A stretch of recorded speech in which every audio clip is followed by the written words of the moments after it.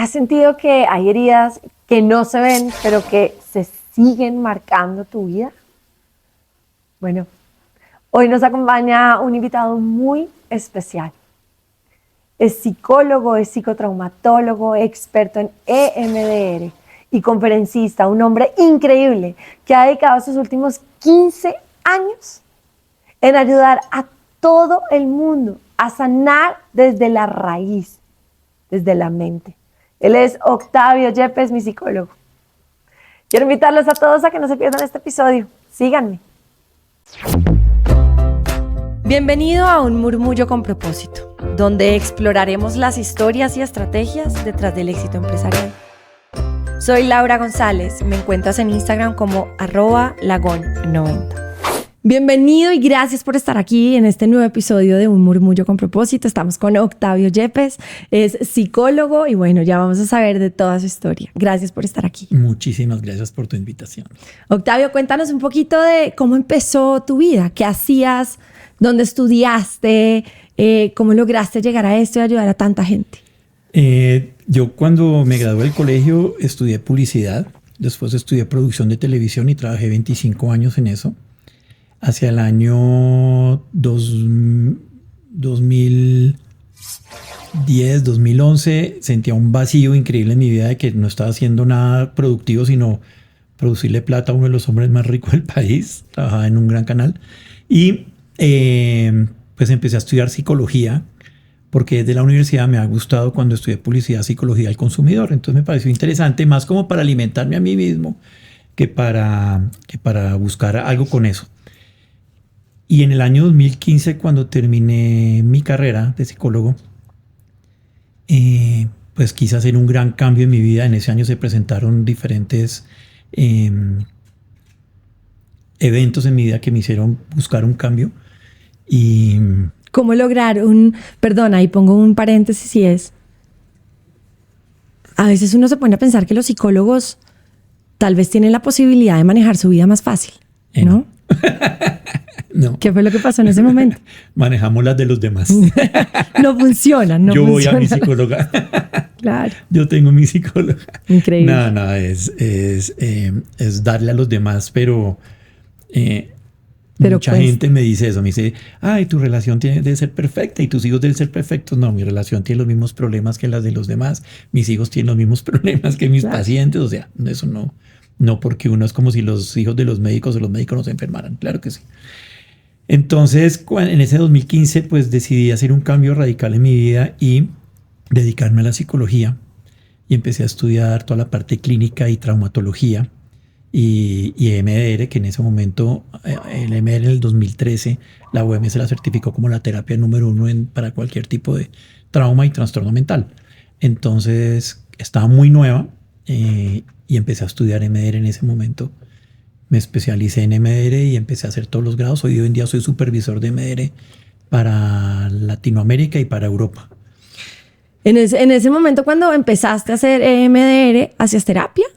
Hacía terapia clínica más enfocada al conductismo, a la conductivo-conductual.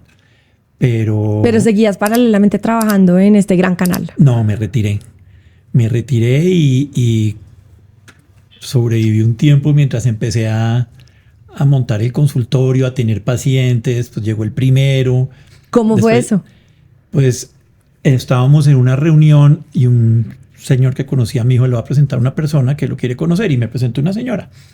Y esa señora pues me dijo como, oye, el tercer intento de suicidio de mi hijo fue antier. A mí me ¿Y tú apenas estabas estudiando? No, estaba recién graduadito, hacía 2 semanas.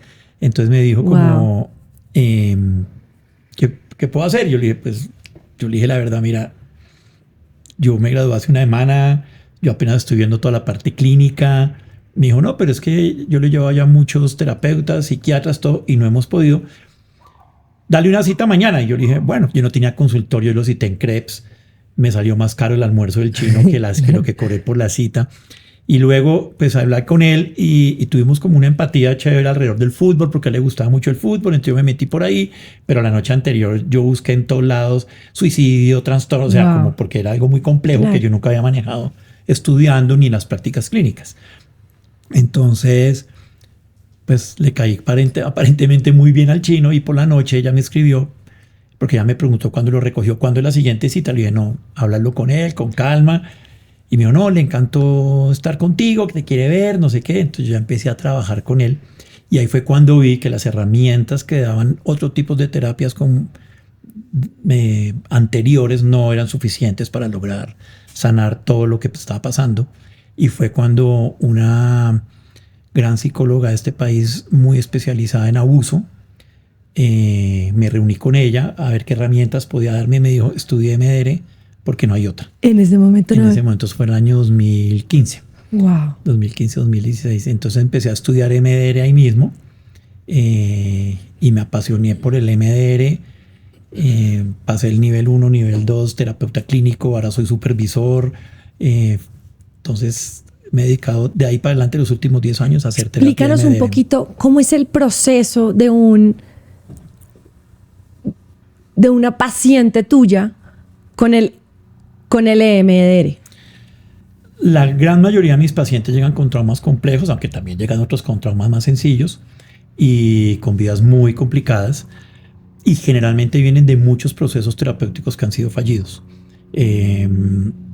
Porque muchos atacan es el síntoma o la causa, pero no desde una perspectiva neurobiológica como sí lo hace el MDR, utilizando los mecanismos que utiliza el cuerpo como tal para hacer el reprocesamiento de memorias a estados adaptativos. Las memorias desadaptativas no se reprocesan porque generan perturbación y en la etapa que el cerebro hace eso no se permite la perturbación. Entonces uno puede hacer esa misma estimulación natural que hace el cuerpo en plena conciencia y reprocesar ese tipo de memorias y ponerlas en estados adaptativos. Esas memorias desadaptativas que se generan bajo un evento adverso. Un evento adverso es algo que a uno le pasa en la vida que nunca le vio pasar, que a todos nos han pasado. Nuestros papás nos han dicho, no sé qué, nuestros hijos no les debió pasar, no hemos debido tener accidente, robo, lo que haya pasado. Eso, a través del MDR podemos reprocesar esa experiencia, revivirla de una forma adaptativa, integrarla en el neocórtex o en la corteza prefrontal, con una parte cognitiva dominante sobre el cerebro básico reptiliano, que es donde está almacenada la memoria límbica de esa memoria, y es la que nos genera la perturbación y un comportamiento asociado a una creencia negativa dominante, algo que pensamos negativo de nosotros mismos, pero que no es la realidad. Pero sí nos domina nuestro comportamiento y nuestra forma de pensar. Y todo eso lo podemos revertir a través del MDR. Entonces aquí va un tema chévere que pues yo puedo hablarlo desde el otro punto y mucho más no tan técnico. Sí, y es Octavio es mi psicólogo y básicamente lo que hace él es te lleva a un punto de recordarte a ti un episodio de tu vida que te marcó por medio de un ejercicio bilateral, o sea que se usan los dos hemisferios, como que no reprogrames, pero sí reproceses ese recuerdo de una manera en la que ya no te va a afectar en tu corazón y en tu mente. Dicho básicamente así, es así. Funciona. Bueno, entonces digamos, ¿qué fue lo que pasó entonces con tu primer paciente? Pues como yo empecé a atenderlo de una forma diferente, porque en ese momento no tenía el MDR, cuando empecé a estudiar el MDR hay que hacer unas prácticas obligatorias supervisadas, pues yo empecé con él, porque pues era mi único paciente. Ah, wow. Pero empezaron a llegar por el voz a voz, a través de una prima de él, fue mi segunda paciente, wow. Y después una amiga, y después una amiga mía, y después otro amigo, y ya empezó a crecer la red. Esa red de pacientes tan importante pues que hoy tengo, afortunadamente, y gracias a Dios, que me permiten desarrollar de una forma, creo, muy exitosa mi trabajo. ¿Tú crees que tú tenías que estudiar eso? ¿O te tocó?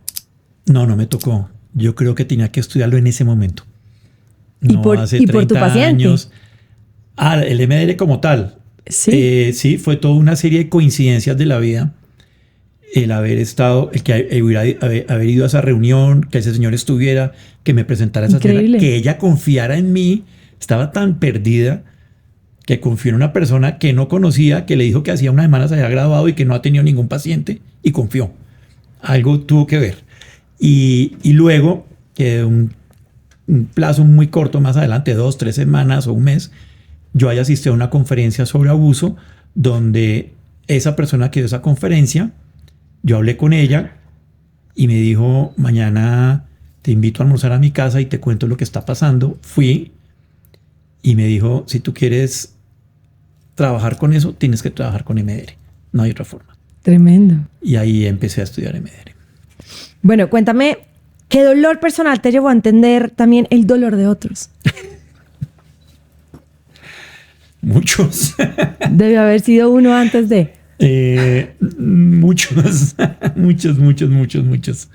No hay nadie que pueda presumir de una vida perfecta ni de una vida sin trauma. Nadie. ¿Por qué sientes que la psicología tradicional se queda corta? Porque la psicología tradicional, y aquí obviamente van a salir de pronto muchos psicólogos que me van a poder, pero puedo debatir con ellos sin ningún problema. A mí nunca me interesa ganar, me interesa aprender.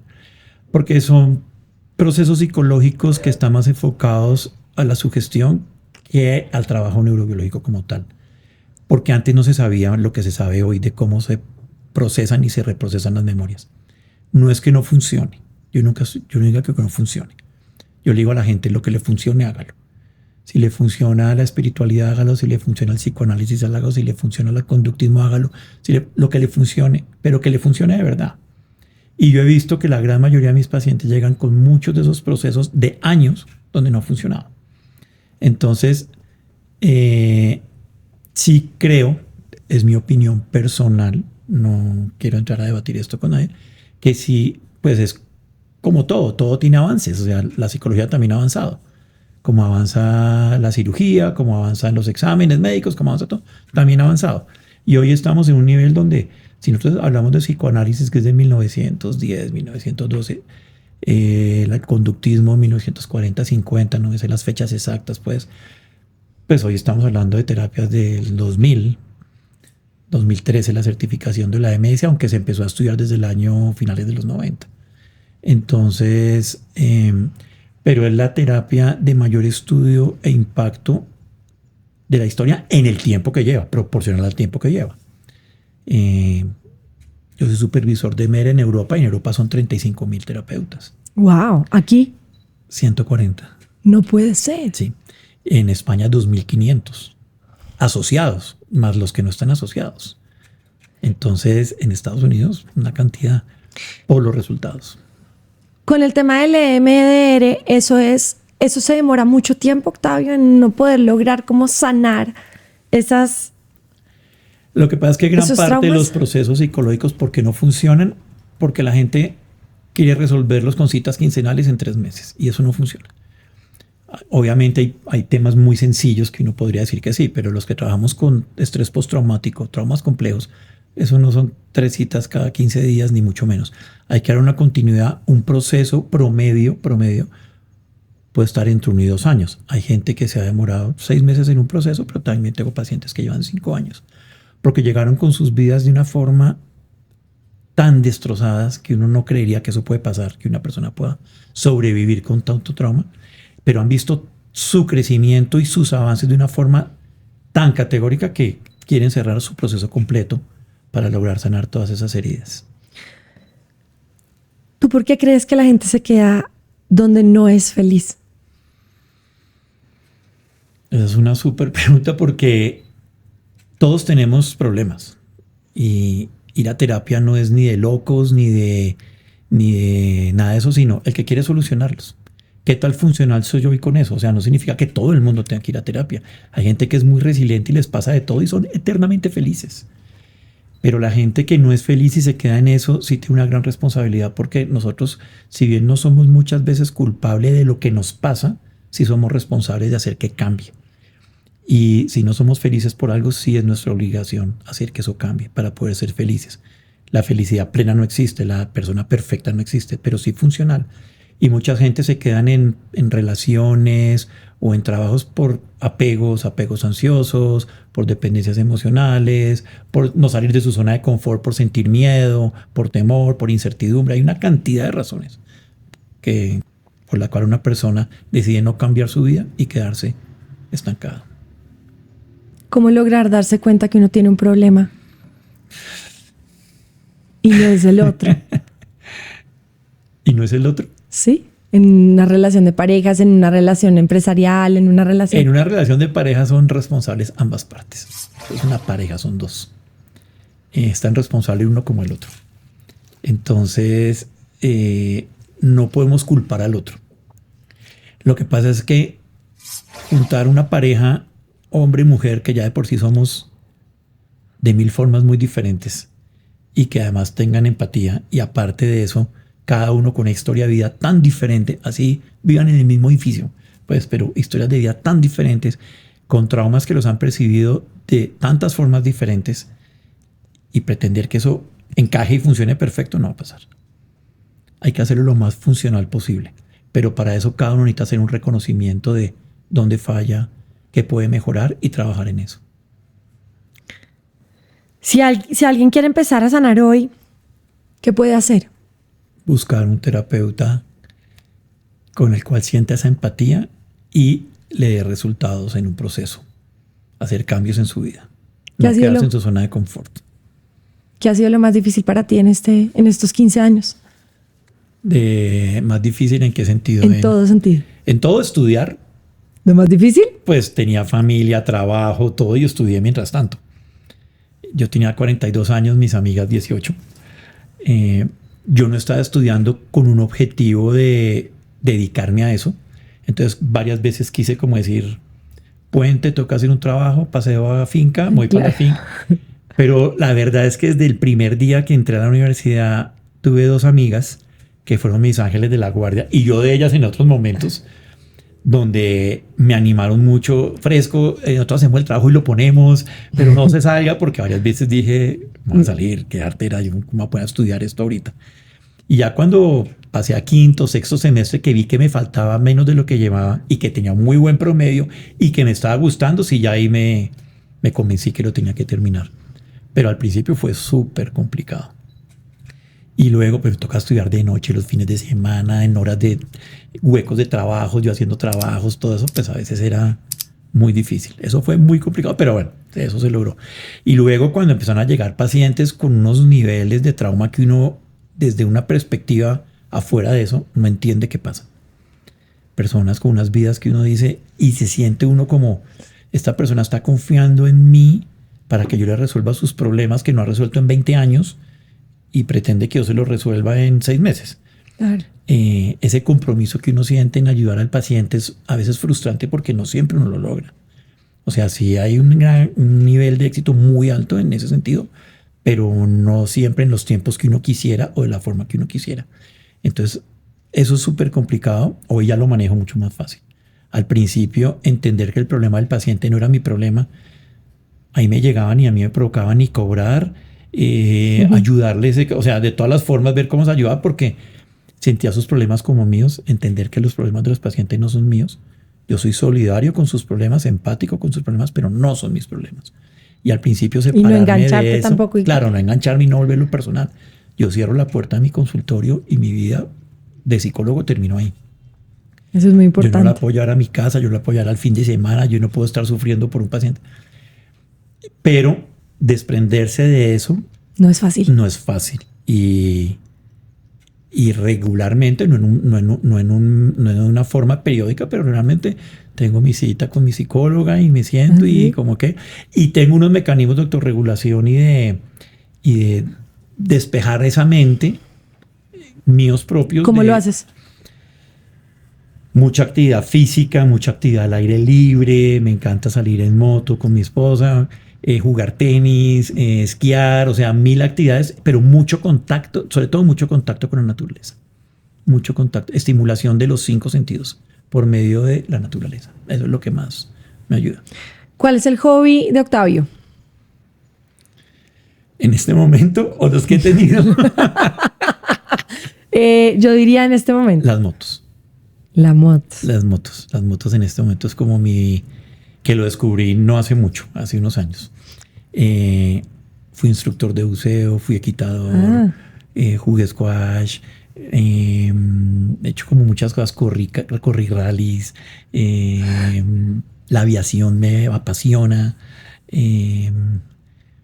pero en este momento es algo que me libere las motos. ¿Cómo ha sido para ti el tener a tu esposa cerca y el apoyo de ella contigo y con tus hijos también? En estos últimos 15 años. pues ha sido la base de todo, más que todo ella. ¿En qué sentido? Yo no puedo, o sea, nosotros los psicólogos tenemos un código deontológico donde nosotros no podemos hablar sin autorización de ningún tipo de paciente. Hay unos pacientes con los cuales tenemos autorizaciones firmadas para temas educativos, que podemos exponer sus casos, obviamente manteniendo el anonimato. Pero cuando yo salgo a comer con mis amigos, yo no puedo hablar de mi trabajo. Claro. Ellos todos hablan, mire, me gané esto y rendí esto y me salió este negocio. Claro. Yo no puedo decir, ay, un paciente que se intentó matar llegó y nos pusimos felices. No. Yo no recibo gente a diario que me cuenta cosas buenas. Yo recibo gente a diario que me cuenta cosas malas. Gente que me cuenta en media hora lo que no van a saber sus familias, ni sus parejas, ni sus nadie, en toda su vida. Son sus secretos. Y en media hora yo ya estoy enterado. Y no me conocen. Entonces, eso es una carga emocional muy fuerte.